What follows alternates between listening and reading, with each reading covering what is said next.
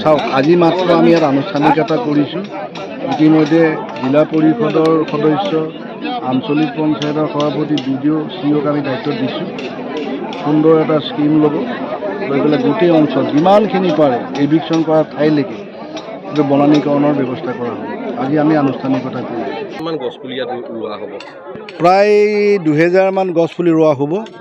এটা MGNৰেগা এটা স্কিম, প্ৰায় 24 লাখ টকাৰ। আজি মাত্ৰ অলপ আগতে মই আপোনালোকক কৈছোঁ আনুষ্ঠানিকতা কৰিলোঁ। আৰু গছপুলি ৰুবই লাগিব। আমি প্ৰকৃতি ৰক্ষা কৰাৰ এটাই উপায় সাধাৰণ মানুহৰ, যে যিমান গছপুলি ৰুম সিমানেই প্ৰকৃতি আমাৰ ভালে থাকিব। কাৰণ আপোনালোকে জানে অসমৰ নিচিনা অঞ্চলত, নিৰক্ষীয় অঞ্চলত 33% বনাঞ্চল লাগে, এতিয়া কম হৈ আছে। গতিকে আমাৰ মানুহৰ এটাই কৰিব পৰা আছে প্ৰকৃতি ৰক্ষা কৰিবৰ বাবে, সেয়া হৈছে গছপুলি ৰোৱা। ইয়াত কি মূল্যৱান গছ ৰুব? এতিয়া ধৰক মই এজন বিধায়ক, আপোনালোকে যদি কি ইমানকৈ সোধে উত্তৰ দিব নোৱাৰিম। ইয়াত মইতো ৰুলোঁ, চেগুন ৰুলোঁ, কোনোবাই নিম ৰুইছে, বিভিন্ন ধৰণৰ মূল্যৱান গছপুলি ৰোৱা হৈছে।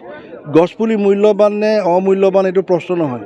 গছৰ পাতে অক্সিজেন এৰি দিয়ে, যি অক্সিজেন জীৱকুলৰ বাবে প্ৰয়োজনীয়, সেইটোতে আমি বেছি গুৰুত্ব দিছোঁ। তথাপিও যিমান পাৰোঁ আমি মূল্যৱান গছপুলি ৰুইছোঁ। Thank you. কি ক'ব আপোনালোকৰ, কি সমস্যাটো কি আছে? হয়, আচলতে আজি আমি খুব আটাইতকৈ দুখ পাইছোঁ। আৰু যিহেতুকে আমাৰ যিখন গাঁও বিশ্বনাথ চাৰিআলি এখন অন্যতম পুৰণি গাঁও, ভিৰ গাঁও, আৰু এই গাঁওখনৰ সৃষ্টি আজিৰ নহয়, আজিৰ পৰা আহোম ৰজাৰ দিনৰ পৰাই আমাৰ এই গাঁওখন সৃষ্টি। আৰু যেতিয়াৰ পৰা ভিৰগাঁও জন্ম হৈছে তেতিয়াৰ পৰাই আমাৰ যিখন আজি উচ্ছেদিত হৈছে আমাৰ লগতে আমাৰ তাতো এটা মাটি আছিলে, প্ৰায় 170 বিঘা মাটিৰ আমাৰ প্ৰায় 60 বিঘামান মাটি আমাৰ অন্তৰ্গত আছিলে। আৰু সেই 60 বিঘা মাটি আমাৰ ভিৰগাঁও ৰাইজে ভোগ দখল কৰি আছিলে আজি শ বছৰ ধৰি পেলাই। আৰু সেই 60 বিঘা মাটিৰ লগত বাকী যিসকল আজি 40 বছৰৰ আগত তাত বসতি কৰিছে, তেখেতসকলৰ লগত আমাৰ সম্পূৰ্ণভাৱে এই কথাটো অকণমান নিমিলে। কাৰণ যিহেতু আমাৰ শ বছৰ ধৰি আমাক ভোগ দখল কৰি আছিলে, আৰু আমাৰ তাতে কোনো ঘৰ বনোৱা নাই। আমাৰ তাত সম্পূৰ্ণ সিদিনাখন আমাৰ স্থানীয় বিধায়ক মহোদয়ৰ তৎপৰতাতে এটা আমাৰ অমৃত সৰোবৰ হৈছিলে, তাতে বৰ্তমান আমি মীন পালন কৰি আছোঁ। আমাৰ তাত অমৃত সৰোবৰ আছে। আৰু আজিৰ পৰা কেইবাটাও দশক পূৰ্বে সেই ভূমিখিনিৰ লগতে আমাৰ ওচৰৰ যিখিনি সংখ্যালঘু লোক আছিলে, তেখেতসকলৰ লগত আমাৰ এটা প্ৰচণ্ড সংঘৰ্ষ হৈছিলে।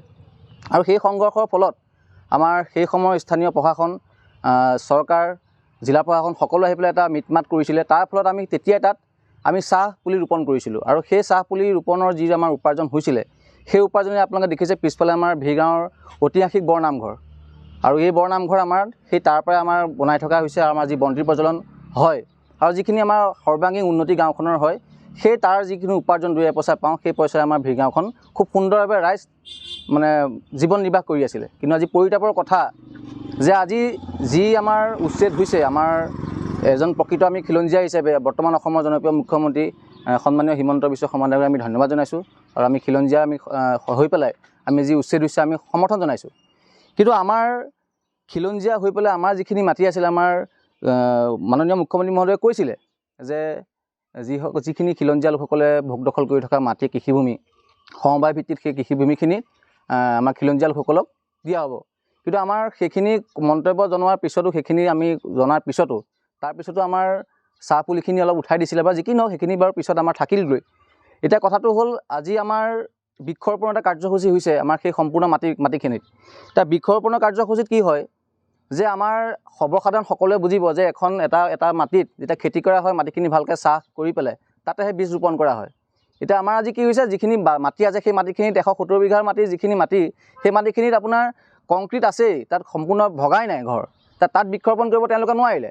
আৰু যিহেতু মুখ্যমন্ত্ৰী অফিচৰ পৰা নিৰ্দেশ আহিছে যে অতি শীঘ্ৰে বৃক্ষৰোপণ কৰিব লাগে উচ্ছেদস্থলীত, গতিকে তেওঁলোকে দায়খৰা মন্তব্য লৈ পেলাই কি কৰিছে, আমাৰ যিখিনি খালী মাটি আছে সেই খালী মাটিখিনিতে বৃক্ষৰোপণ কৰি পেলাই ফটো আপলোড কৰি পেলাই জিলা প্ৰশাসনক সম্পূৰ্ণ হেমাহি আৰু গাফিলতি দেখুৱাই পেলাই কৰিছে, দায়িত্ব সামৰিছে, যে দেখুৱাইছে যে এয়া চোৱা আমি বৃক্ষৰোপণ কৰিছোঁ, আৰু বৃক্ষৰোপণ কৰি পেলাই আমি মুখ্যমন্ত্ৰীৰ লগত আমাৰ এটা সুসম্পৰ্ক বজাই ৰাখিছোঁ। কিন্তু তেওঁলোকে আচলতে সেইটো নহয়েই।